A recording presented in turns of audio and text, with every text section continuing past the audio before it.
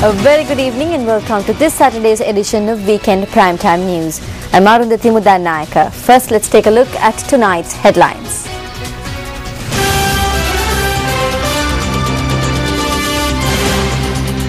Indian National Security Advisor Shiv Shankar Menon says that India wants a united Sri Lanka. The police reveals that false information was released to the Lanka e-news website by the office of the Sri Lanka Mirror website. A number of mobile phones and a stash of money discovered from the Vavuniya prison. United States announces that Sri Lanka will receive the GSP Plus without any change. MP Karu Jayasuriya says that the time is opportune for all Sri Lanka's political forces to come together to preserve the future of this nation. Now the story is in detail. Indian National Security Advisor Shiv Shankar Menon says that India wants a united Sri Lanka within which all communities feel they are in control of their own destinies. According to Indian newspaper The Hindu, Menon made this statement addressing the media following his meeting with President Mahinda Rajapaksa. According to the Hindu newspaper, Indian National Security Advisor Shiv Shankar Menon refused to commit if India was satisfied with Sri Lanka's peace and reconciliation process. Responding to questions raised by the media on the reconciliation process, Menon had stated that India wishes to see a united Sri Lanka within which all communities feel they are in control of their own destinies and they are satisfied. Menon has also noted that he had been briefed by Sri Lankan authorities on the reconciliation process, adding that it was ultimately up to the Sri Lankans to move the process forward. According to the Hindu newspaper, the Indian National Security Advisor had stated that he would refrain from making statements which could make the atmosphere more difficult for the reconciliation process. Menon has also noted that political reconciliation is clearly a Sri Lankan issue, but India will continue to remain engaged with all concerned and continue to support Sri Lanka's efforts. According to the Hindu, Menon's trip is shortest in recent times by an Indian official and was aimed at taking stock of the reconciliation process. The Office of the United States Trade Representatives has announced that they have completed the GSP country practice review on workers' rights in Sri Lanka with no change to Sri Lanka's trade benefits. According to a statement issued by the US Embassy in Colombo, the review was conducted following a 2008 petition filed by the American Federation of Labour and Congress of Industrial Organizations alleging that there were shortcomings in Sri Lanka's recognition of worker rights. US Trade Representative Ron Kirk notes that the review was closed based on the Sri Lankan government's notable efforts in addressing worker rights issues over the past few years. The statement goes on to note that the progress is resolving unfair labour practice cases, the establishment of trade union facilitation centres and the enactment of legislation increasing fines for labour practice violations are some of the steps that led to the closure of the review. The GSP review is designed to limit or withdraw a country's eligibility for GSP tariff benefits based on a country's compliance with statutory eligibility criteria such as granting internationally recognized worker rights to workers in the country. According to the US Embassy in 2011, US imports from Sri Lanka under GSP totaled $135 million and included items such as tires, plastic products and kitchenware. During a function held in the Morothudu area, JVP General Secretary Chelvan Silva shared his views on the Indian National Security Advisor Shiv Shankar Menon's visit to Sri Lanka.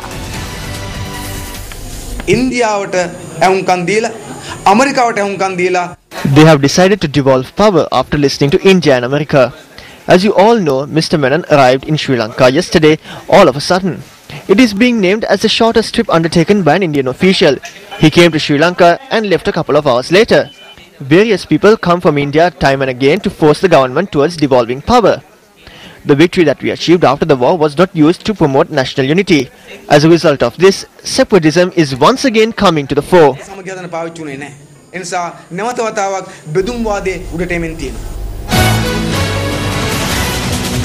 A number of mobile phones and a stash of money which allegedly belonged to the inmates of the Vavuniya prison were discovered today following a search operation.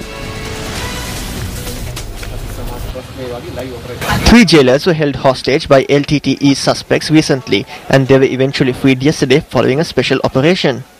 Footage of this daring rescue was released to the media today by the Police Special Task Force.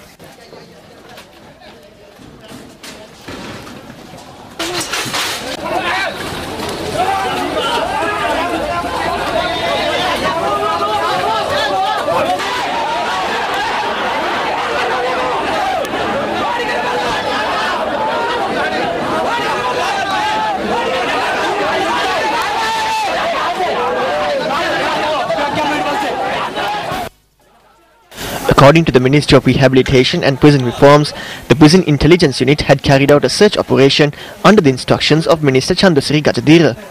28 mobile phones and 20,000 rupees were discovered following a search operation. According to the Ministry of Rehabilitation and Prison Reforms, 28 LTTE suspects were transferred to the Bogambara and Mahara prisons, while the rest of the inmates were transferred to the Anuradhapura prison.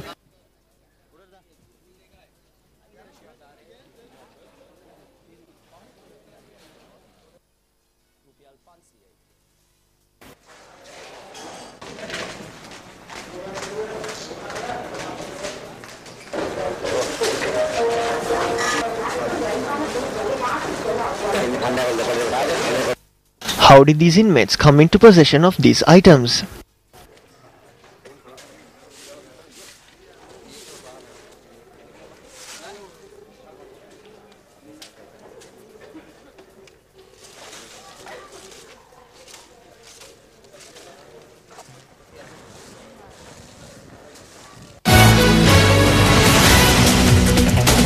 UNP Gampaha district parliamentarian Karu Jayasuriya says that the time is opportune for all Sri Lanka's political forces who are opposed to the tyrannical course of the executive presidential system to come together to preserve the future of this nation. Issuing a communique, Karu Jayasuriya pointed out that the executive presidency that concentrates all power in the hands of a single individual is a reason for everything that presently ails Sri Lanka. In his communique, UNP MP Karu Jayasuriya pointed out that the executive presidency in the hands of the current administration, which has managed to bring about the 18th Amendment to the Constitution, further erodes democracy in the country. He went on to say that the public and even politicians are being affected as a result. Karu Jayasuriya noted that the executive presidency has rendered parliament redundant. He further stated that the laws are now being made and imagined at will, and there is a state of terror that pervades all aspects of life in Sri Lanka. Karu Jayasuriya noted that every aspect of life, whether it is judicial independence, the rule of law, media freedom, or the economy, is shaped and determined by the will of one all-powerful man. The communique further stated that it is his belief that the time is right to call upon members of the opposition to unite in shedding differences in order to emerge stronger than ever against a common enemy. Karu Jayasuriya said, quote, "The executive presidency is not just the enemy of the UNP or the JVP or the TNA or even the SLFP. In its all-pervasive, destructive omnipresence, it is a singular enemy of Sri Lanka," unquote. Former Army Commander Sarath Fonseca engaged in a tour in Chilao today.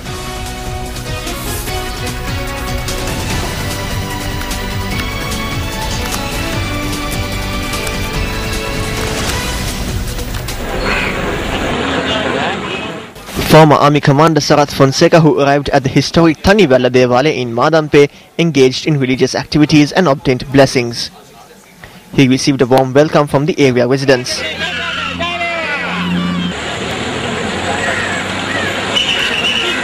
Thereafter, Sarath Fonseca participated in a public meeting in the Maravala area in Chilao as well.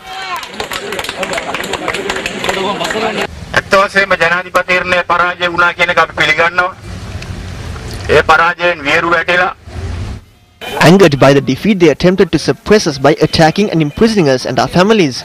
Hundreds of my supporters were imprisoned. Now we have come out of it and we have come before the people. You were with us then, and we know that you will remain with us in the future as well. We can understand that from your hope and your determination. We can see in your faces.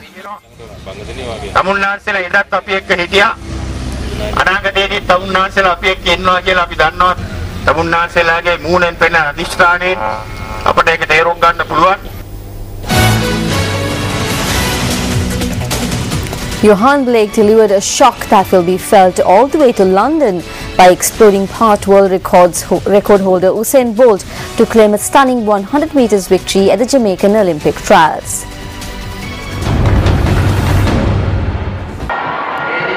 The showdown between the triple Olympic champion Usain Bolt and world champion Johan Blake lived up to its billing as the highlight of the four-day meeting, as the beast tamed Bolt in a dazzling 9.75 seconds, a personal best and fastest in the world this year.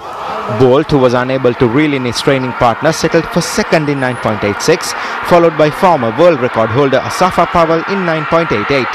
All three men qualified for the Jamaican Olympic team and will line up against the formidable American contingent of Justin Gatlin and Tyson Gay at the London Games starting on the 27th of July.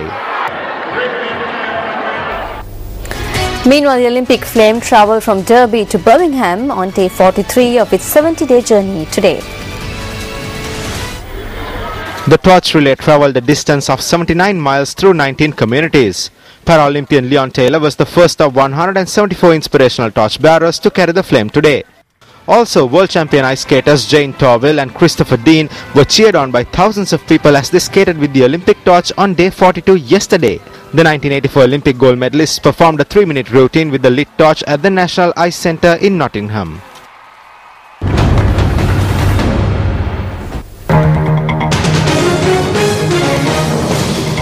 Also in local news, police headquarters has revealed that false information was released to the Lanka e-news website by the office which housed the Sri Lanka Mirror website.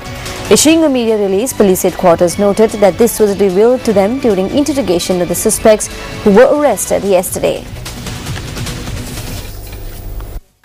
The suspects who were arrested yesterday were released on bail today. A release issued by the acting police media spokesperson SP Sajiva Madhavatha noted that the suspects have been ordered to appear before court on the 7th of next month once again. The Criminal Investigations Department raided the premises where the Sri Lanka Mirror and Sri Lanka X News websites carried out their operations in Athulkote yesterday under the allegation of possessing anti-government literature. According to the officers who arrived at the location, the raid was carried out after obtaining a court order. Parliamentarian Mangala Samaravira visited the location when the officers attached to the Criminal Investigations Department were carrying out the raid and expressed his opposition. A media